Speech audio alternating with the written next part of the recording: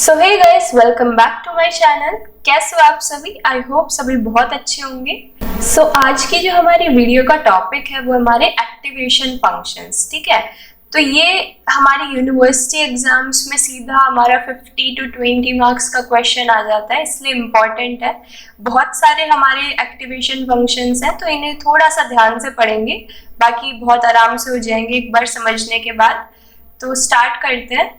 सबसे पहले इसकी डेफिनेशन है कि activation functions are mathematical equations that determine the output of neural network.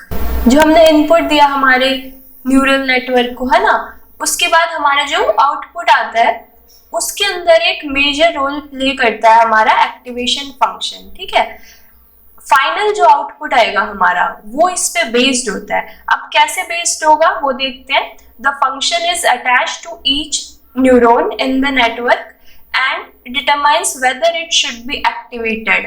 Activation का क्या मतलब? फायरिंग ऑफ न्यूरॉन क्या होती है वो भी देखेंगे।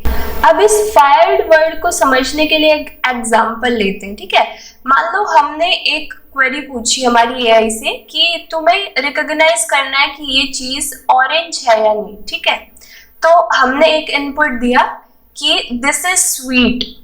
ठीक है, first input is this is sweet, then second input दिया this is orange in colour, third input हमने दिया कि इट हैज अ टेल।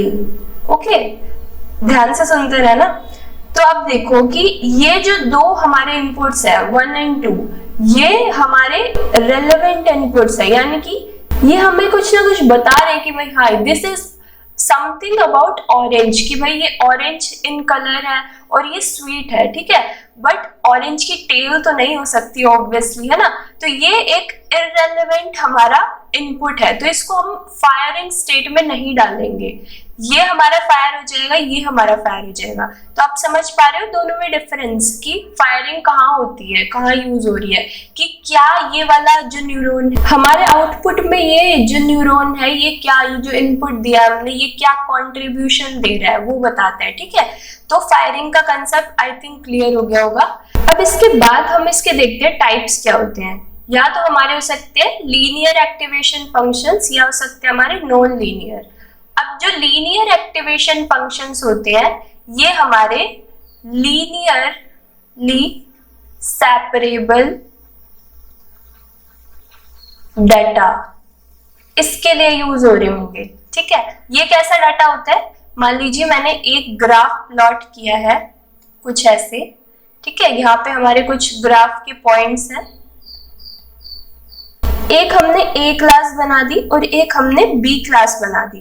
ठीक है, तो अब ये जो दो डाटा सेट हमारे पास आ गए, ये एक ही लाइन को खींचने से, एक लाइन को ड्रॉ करने से दो क्लासेस हमारी सेपरेट हो पा रही हैं। ऐसे हमारे डाटा को हम बोलते हैं लीनियरली सेपरेबल डाटा। ठीक है, और अब सिमिलरली जो हमारे नॉन लीनियर एक्टिवेशन फंक्शंस रहेंगे ये किसके लिए यूज होंगे? Non linearly separable data. ठीक है, अब ये कैसा डाटा रहेगा?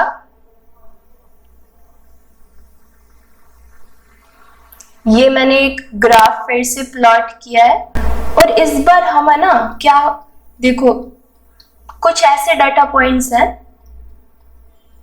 ठीक है, और इनको हम class A and class B इसके अंदर डिवाइड नहीं कर पाएंगे। ठीक है, मान ली जैसे एक रेक्टेंगल क्लास है हमारी और एक सर्कल क्लास है। अब ये डाटा पॉइंट्स देखो मिक्स्ड है ना, बिल्कुल क्लास ए और क्लास बी ऐसे करके नहीं डिवाइड कर सकते हम इन्हें एक लाइन की हेल्प से।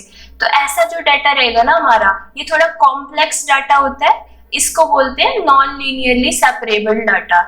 इसके लिए हमारे नॉन लीनियर एक्टिवेशन फंक्शंस का यूज किया जाता है। ठीक है, इसके बाद बोल रखा है कि the purpose of activation function is to introduce non linearity into the output of a neuron. अब हम चाहते हैं कि हमारा जो आउटपुट आए ना उसके अंदर नॉन लीनियरिटी हो। अब ऐसा क्यों बोला गया? क्योंकि जो नॉन लीनियर डाटा होता है ना हमारा वो कॉम्प्लेक्स होता है। कॉम्प्लेक्स डाटा कैसा? जैसे हमारी इमेजेस हो गई, ठीक है, वीडियोस हो गई हमारी, ऑडियो हो गई, ऐसे करके बहुत सारा जो आजकल कॉम्प्लेक्स डाटा है हमारे पास, इसके ऊपर जो हमें एनालिसिस करना होता है किसी टाइप का, या कोई प्रिडिक्शन करनी होती है इससे रिलेटेड, वहां पे हम क्या कोशिश करते हैं कि हमारे सिस्टम में नॉन लीनियरिटी हो, उसके लिए हम एक्टिवेशन फंक्शंस का यूज कर रहे होते हैं। ठीक है, आई होप इतना समझ आया होगा। अब इनके टाइप्स को शुरू करने से पहले प्लीज आप लोग अपनी नोटबुक अपने साथ लेके बैठो, क्योंकि ये काफी सिमिलर लगेंगे अदरवाइज आपको। ठीक है, तो सबसे पहला हमारा जो एक्टिवेशन फंक्शन रहेगा, ये हमारा लीनियर फंक्शन। तो हमने ये तो हर जगह ही पढ़ रखा है। ठीक है, तो लीनियर फंक्शन हमारा क्या है, स्ट्रेट लाइन है। अब इसकी जो इक्वेशन रहेगी वो भी हमारी y इक्वल्स टू ax, जहाँ पे हमारा y डिपेंडेंट वेरिएबल रहता है, x इज इंडिपेंडेंट वेरिएबल, है ना। x जैसे जैसे चेंज होगा वैसे हमारा y भी चेंज होता रहता है। जो हमारे एक्टिवेशन फंक्शंस है, इनमें जो ग्राफ है, इनकी इक्वेशन, इनके रेंज और इनके यूजेस, बस यही चार एक तरीके से इंपॉर्टेंट चीजें हैं, इन्हें हम ध्यान से देखेंगे। तो no matter how many layers we have, if all of the layers are linear in nature, the final activation function of the last layer is nothing but just a linear function of input of first layer। अब ये बड़ा सा क्या लिख रखा है, देखो क्या लिखा हुआ है कि अगर हमारी जितनी भी लेयर्स हैं, लेयर्स बनानी हम अभी सीखेंगे आगे जब मॉडल्स पढ़ेंगे इनके। ठीक है, अभी के लिए ऐसे समझो, मान लो ये फर्स्ट लेयर है हमारी न्यूरॉन्स की, ये सेकंड लेयर है। ठीक है, अगर ये दोनों लीनियर है नेचर में, तो ऑफ कोर्स जो हमारा आउटपुट आएगा वो भी लीनियर ही तो होगा, है ना, समझ रहे हो। तो इसलिए कहा गया कि अगर हमारी जितनी भी हमारी n नंबर ऑफ जो हमारी लेयर्स रहेंगी, ये अगर लीनियर ही है नेचर में, तो एक्टिवेशन फंक्शन भी कैसा होगा, हमें लीनियर ही यूज करना पड़ेगा। इसके बाद डेरिवेटिव हमारा 1 होगा, इजी है ये तो। रेंज हमारी क्या रहेगी, minus of infinity to positive infinity, है ना। जो हमारी x की वैल्यू है ये भी इन्फिनिटी तक जा सकती है, और जो हमारी y की वैल्यू है ये भी हमारी negative of infinity to positive of infinity, ये हमारी रेंज रहने वाली है इस फंक्शन की। इसके बाद कहता है कि यूज कहाँ होता है इसका, आउटपुट लेयर में यूज हो रहा है। ठीक है, आउटपुट लेयर में कैसे, क्योंकि अगर आगे वाली हमारी जितनी भी लेयर्स हैं वो लीनियर है नेचर में, तो ऑफ कोर्स हमारा आउटपुट क्या होने वाला है, लीनियर ही होगा, इसलिए हम डायरेक्ट इसे आउटपुट लेयर में यूज कर रहे होते हैं।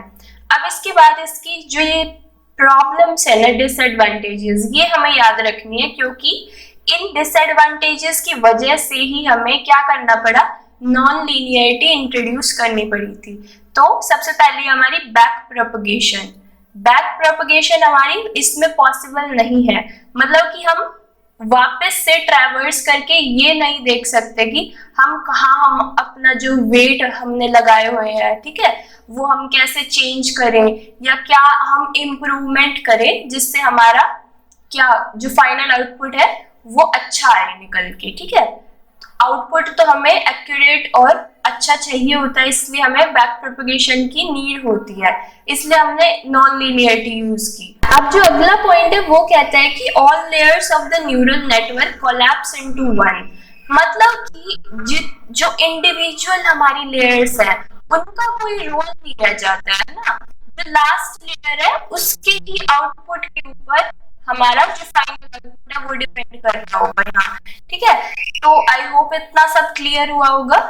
अब जो हमारा लीनियर फंक्शन होता है ना, उसी का ही एक टाइप है हमारा थ्रेशोल्ड फंक्शन। ठीक है, थ्रेशोल्ड से हमें क्या चीज याद आती है, एक लिमिट याद आती है ना, तो इसको एक और नाम भी दिया गया बाइनरी स्टेप फंक्शन। अब ऐसा क्यों बोला गया, क्योंकि यहाँ पे हमारी दो ही वैल्यूज होंगी, बाइनरी का नाम सुनते ही हमें 0 और 1 की याद आ जाती है ना भाई, तो यहाँ पे यही बात है कि या तो हमारी 0 होगी वैल्यू या तो हमारी 1 होगी वैल्यू। ठीक है, तो ये होता है हमारा इसका एक्टिवेशन फंक्शन। ठीक है, थ्रेशोल्ड एक्टिवेशन फंक्शन क्या बोलता है कि अगर हमारी x की वैल्यू लेस देन 0 है तो हमें क्या मिल जाएगा, 0 वैल्यू मिल जाएगी, अदरवाइज हमें 1 वैल्यू दे दो। ठीक है, तो in binary step function if the value of the y is above a certain level, ठीक है, that is known as threshold.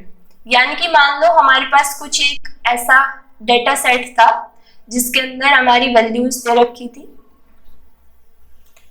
मतलब 0, 7, 5, 8, और हमने अगर ऐसे बोल दिया कि थ्रेशोल्ड की वैल्यू क्या है, 5 है, ठीक है, 5 दे दी अगर, तो इससे जितनी भी बड़ी वैल्यूज होंगी